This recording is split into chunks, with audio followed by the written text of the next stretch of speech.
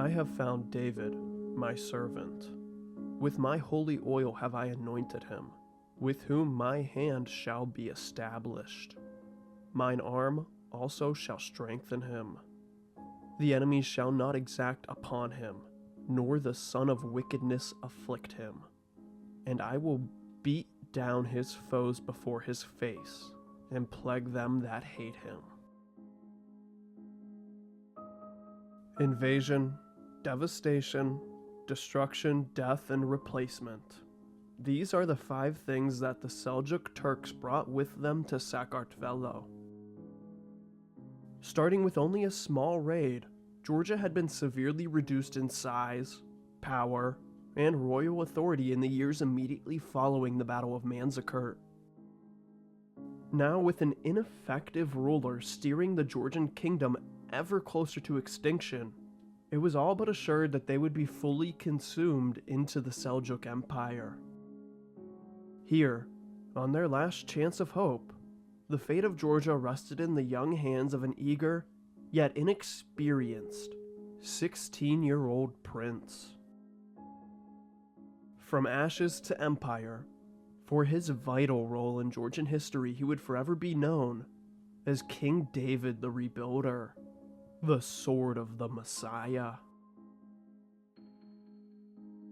David IV Bagrationi was born in the ancient city of Kutaisi in 1073. We think. His date of birth remains a mystery as the years following were filled with utter chaos. The documents regarding his most formative years were likely lost in the flames of a Seljuk siege. David's mother is also left mostly a mystery to us. Her name was Eileen, and that's about all we know about her. Her name only appears once as a note inside of a Bible. By the time of his birth, his father, King George II, had only been king of Georgia for a short year. And in that time, he had watched as Georgia's only robust ally, the Byzantine Empire, lost most of interior Anatolia to the Seljuk Empire. But he was not to remain the only important George in the young king's life. I mean, does that surprise anyone? This is Georgia we're talking about here. George of Chalkindidi, a churchman and bishop by trade, who would become the religious tutor for the only child of the king. David and his teacher would develop a healthy relationship, and the prince proved to be extremely pious and well read on his scriptures. This mentor-student relationship was perhaps the most important connection that a young David ever made.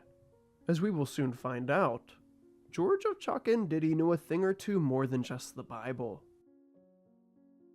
The young life of David IV would be one filled with a constant and growing threat in the form of the Seljuk Empire, that his father simply could not contain. In 1076, the Seljuks launched their first massive full-scale invasion of Georgia, and it only got worse from there on out.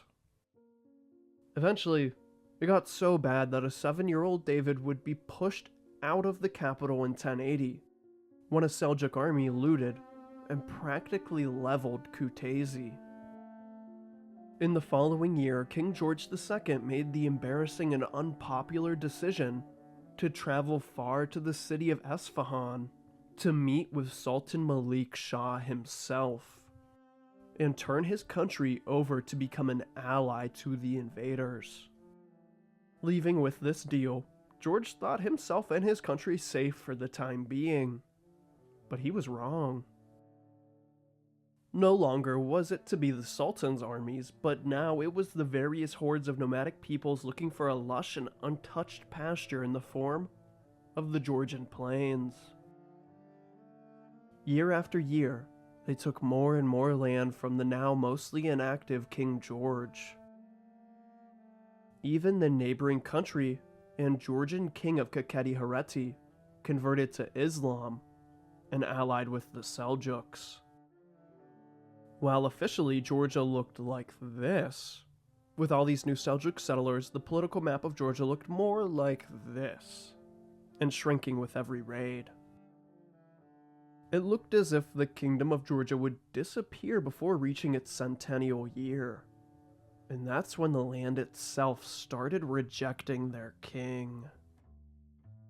On the auspicious day of Easter, a 6.5 magnitude earthquake shook southern Georgia, killing hundreds and felling nearby church steeples and fortresses left and right. But this earthquake continued in some part on and off for nearly an entire year. While the earth trembled, not all in Georgia could say the same. Even at this low point, David knew that Georgia could be restored and rebuilt. The only thing in his way was his own incompetent father. In 1089, just as the ground was beginning to settle, King George II would be interrupted by his son and his princess tutor, George of Chonditi. This was unalarming enough, but the look on both of their faces was different, as was the retinue of armed soldiers behind them. Here, David IV overthrew his father and supplanted himself as King of Georgia. The whole affair having been bloodless and as smooth as a palace coup could go. There are many different tellings for how exactly David IV came to the throne at 16 years of age. While many believe the story I just told, there are others who suggest that King George II willingly abdicated his throne in favor of his only child. While still, there are others who believe David was only appointed co-king, alongside his father, until 1112, when George II died. No matter the case, the end result would be all the same. A coronation ceremony was held where George II would personally place the crown of Georgia onto the head of the new king. King George would remain at the side of his son for the rest of his life, staying as an advisor for the hefty task he had just let him inherit. With the crown jewels acquired, the time to rebuild had come. But where does one start in all this ruin? To say that Georgia was on the edge of collapse would be an understatement. First and foremost, there was the looming Seljuk threat. But besides that, a large portion of the Georgian nobility were as greedy and ambitious as they ever came. David's ancestors having fought protracted civil wars and backdoor deals to keep them happy. Another problem remained at large with the economy having collapsed. With the Turks taking most of rural Georgia, the Kartvelians started moving behind the protection of city walls, leading to a slashing in annual harvests and, as a result, a mass and costly importation of food to feed the urban population. After overthrowing his own father easily, it became clear that the Bagrationi crown had lost much respect since the foundation of Georgia.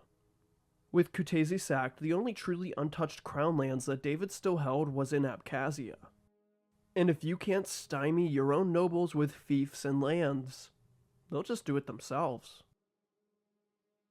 Georgia was also alone in terms of allies, with the now useless Byzantines and the loyal Alans being the only friend of the Kartvelians.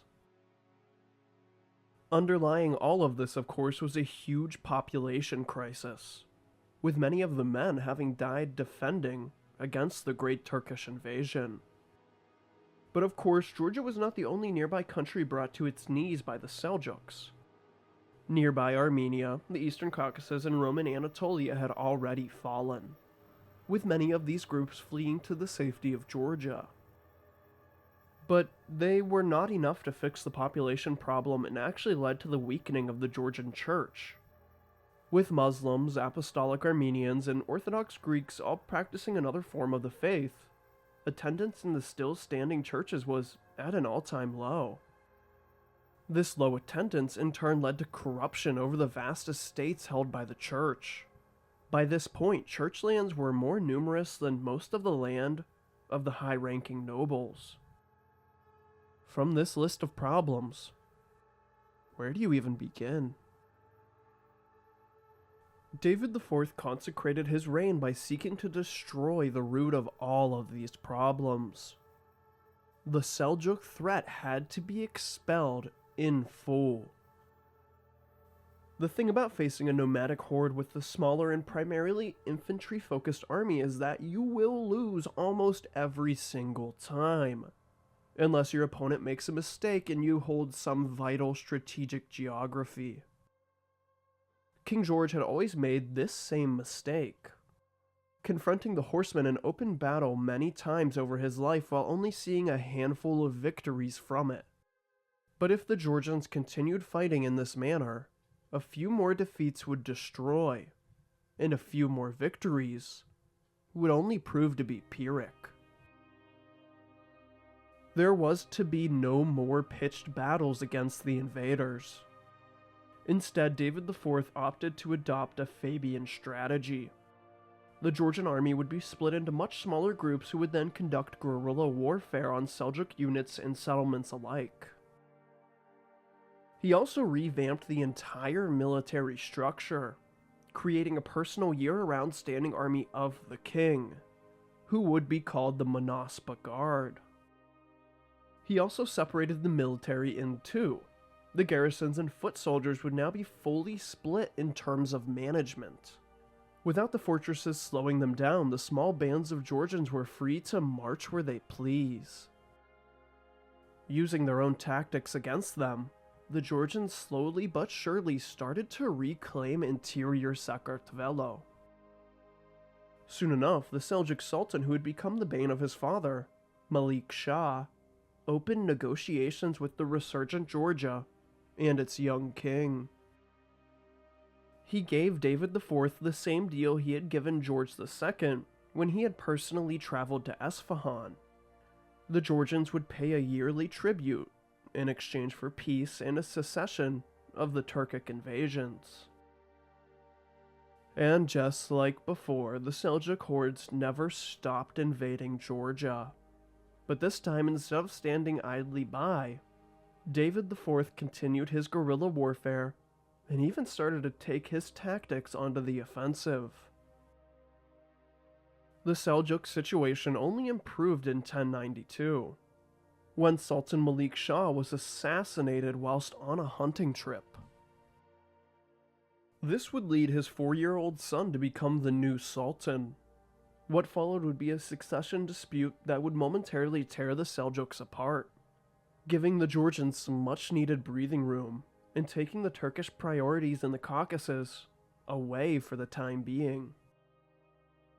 Shortly after the Seljuks finished their civil war, a greater threat than themselves or a resurgent Georgia reared its head from the west. The Crusades had just begun.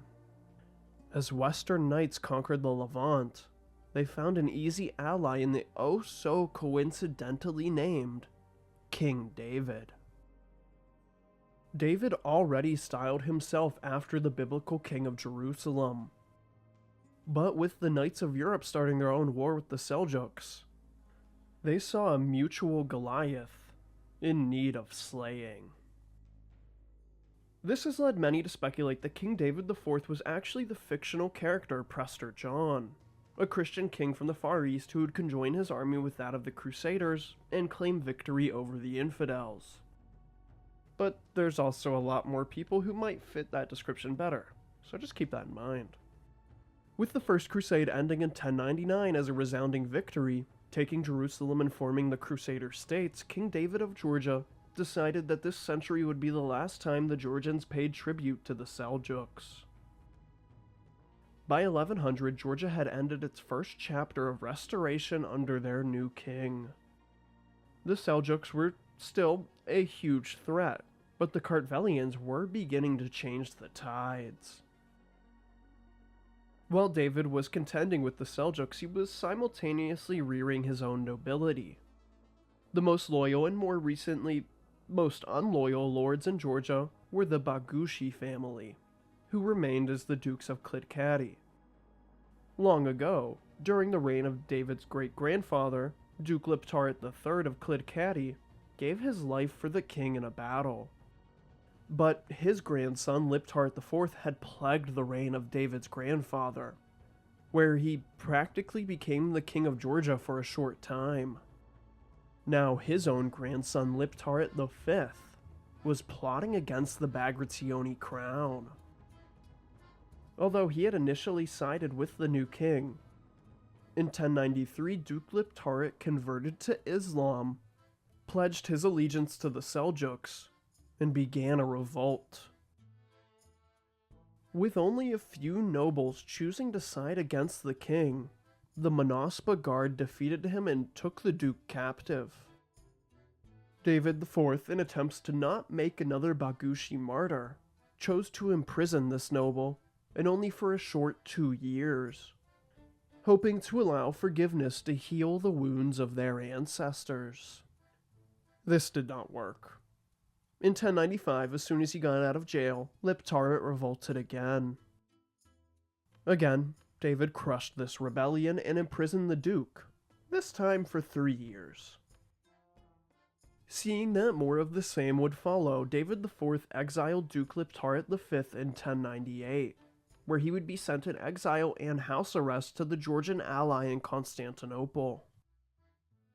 The Byzantines at this point were enjoying their own rebuild in the east, as they had reconquered the region of Trebizond and now held a land border with their Christian ally in the Caucasus. A favorable position for both, at least for now. To fully suppress the Bagushi family, King David made a deal with Liptarit's son, Rati. He was to remain as duke for his life, but upon his death the Duchy of Klitkari would be absorbed into the Bagration crown lands. The other nobles who sided with Liptarit in his 2 short-lived rebellions would have their territory immediately confiscated as well. Duke Rati would die in 1103, adding more weight to the Bagration crown. With these new palaces, David did not simply make them vacation homes, but created something of a moving capital under himself, leaving his loyal general, Theodore, in charge of the bureaucracy in Kutaisi. King David made it a point to travel for a large portion of the year, taking hunting trips with his nobles in many parts of the country and building a more personable loyalty system.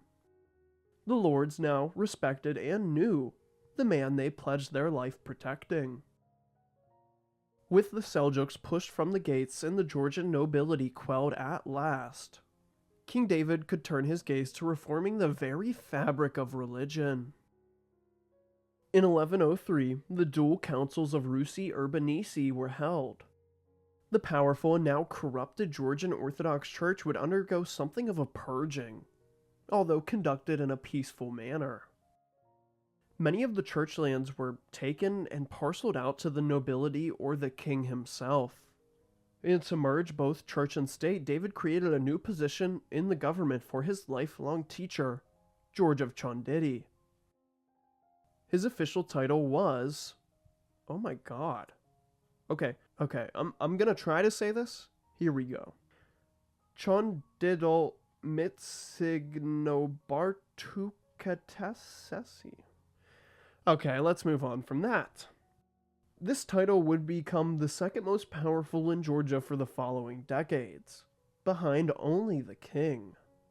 Being the practical head of the church and right hand of the king would turn Georgia into something of a theocratic monarchy.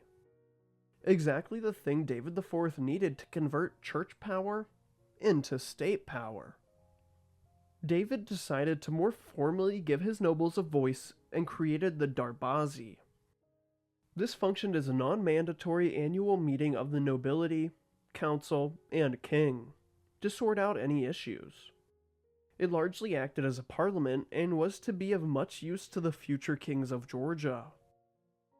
On top of reordering the nobles, he also gave them a powerful new and hereditary role to fill in his government, the Emir Specialar, or the Marshal. The first of these marshals would be Duke Ivan Orbeli, leading to the rise of the Orbeli noble house in Georgia. These men, on top of being the marshals, also held many forts in southern Georgia. The Orbeli family were of mixed Georgian and Armenian origin. Getting a slight outsider to the politics of the Georgian nobles was simply a highly intelligent move that would pay off for a while. Now, with church, state, and military working in tandem on either of his sides, David was prepared to unify the Kartvelians as his great-great-grandfather Bagrat III had in his unification campaigns. Besides reclaiming more Seljuk-held Sakartvelo proper, there was another land of Georgians in the east, the kingdom of Kakheti-Hereti, and their Islamic king, Kivrike IV. An ally to the Seljuks and former friend of the Bagrationi, were the next target for King David. The sword of the Messiah would finally be unsheathed in its full capacity. A large army was assembled for campaign for the first time in over a decade. He chose only to make a jab to start, though, cautiously testing his fellow Kartvelians. After a short siege, David IV and his army took the fortress of Zedazeni in the far north, opening up a pass that could allow for future campaigns. After this, the campaign halted as a success. Only a year later, King Kivrike would die, and the throne would be passed on to his nephew, Agsartan II. During his short reign, he would manage to do the complete opposite of David, turning the nobles against him by means of incredible amounts of greed. Soon enough, these nobles, looking over at the jolly court of King David, arrested Agsartan II and escorted him in chains to the king of Georgia, who promptly imprisoned him, accepted the submission of the aristocracy, and annexed the kingdom of Kakheti-Hereti as a whole. Having fought a single siege and won the war, David IV did not celebrate, but moved to protect the new front he had just opened with the Seljuk Empire. The repercussions of taking a vassal from the grasps of the Seljuks would see the new Sultan, Berk Yaruk, send an army to retake Kakheti-Hereti. Outnumbered, King David marched to meet a Seljuk army for the first time in his 30 years of life, and he would not disappoint. The only source that remains for the Battle of Artsuki are the Georgian Chronicles, which served to paint King David as if he was the warrior king from the Bible. So take some of these more unbelievable things with a grain of salt, but don't completely discredit them. During the chaos of battle, David led from the front lines, striking kill blows left and right. 3 of his horses were cut down from under him, but still the king escaped every attempt on his life. Upon taking his 4th horse, the king unsheathed his sword that no longer glinted but had a layer of congealed blood concealing the shine. With frontline valor, David fought a ferocious victory and Georgia destroyed a Seljuk army for the first time in decades. Upon taking his victory, the weary king removed his armor, to the horror of all onlookers. A flow of blood fell from his midsection and made a large puddle around his own feet. Nearby retainers quickly checked David for wounds, but there were none to be found but a few bruises. The king of Georgia had killed so many men that day, his armor filled with his opponent's blood. With the Seljuks fended off and the Kartvelians unified under one banner at last, the day to rebuild Georgia had come. David funded the repair of the churches which had been devastated by collapse or fire in the Timogvi earthquake and the Seljuk invasions. He also began the construction of Gelati Monastery, one of the most well-preserved medieval Georgian churches and a current-day UNESCO World Heritage Site. He also gave incentives for Georgians to reconstruct their villages and return to a rural lifestyle, thereby returning Georgia to a more classic feudal style of rule.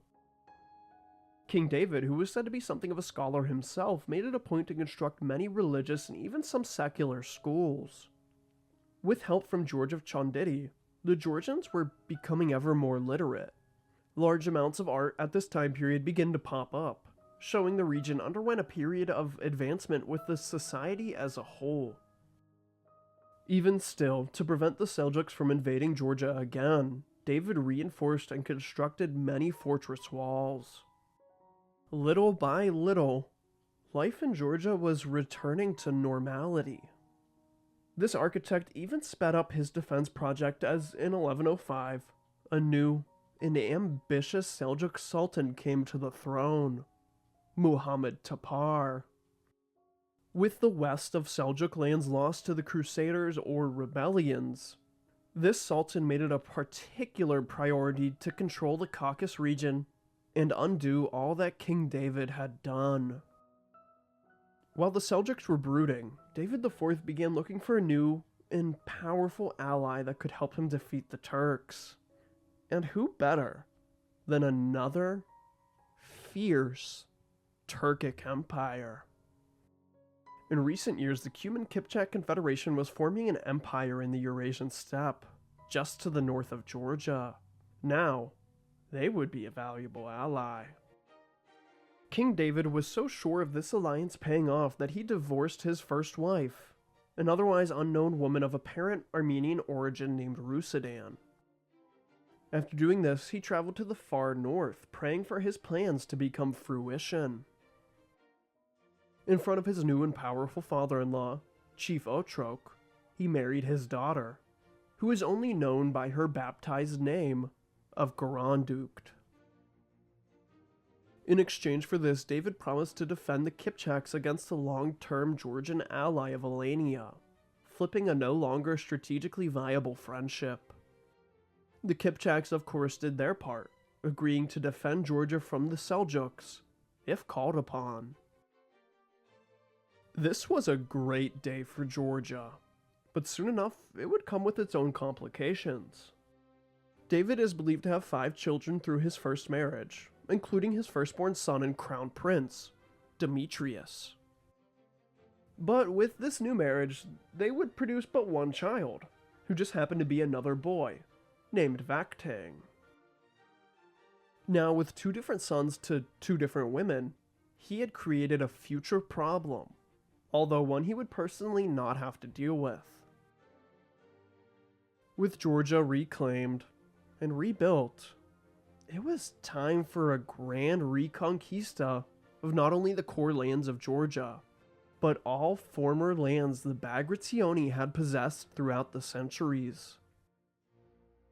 While the Seljuks and Georgians were preparing for another long war, the hour was nigh for King David to slay his Goliath.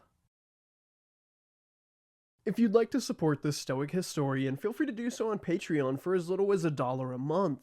And join Derek Clark, Savaclio Nazarian, Taj Guilford, Nick Matevossian, Lazarus Dykos, Dave J, Dalinar, and Moist Lord. Or become a YouTube channel member like Derek Clark again, Donald Vincent. What? Why? Nick Matevossian again, God, and Heath Hothead 9 Dion. Thank you guys for supporting the channel. I really appreciate ya.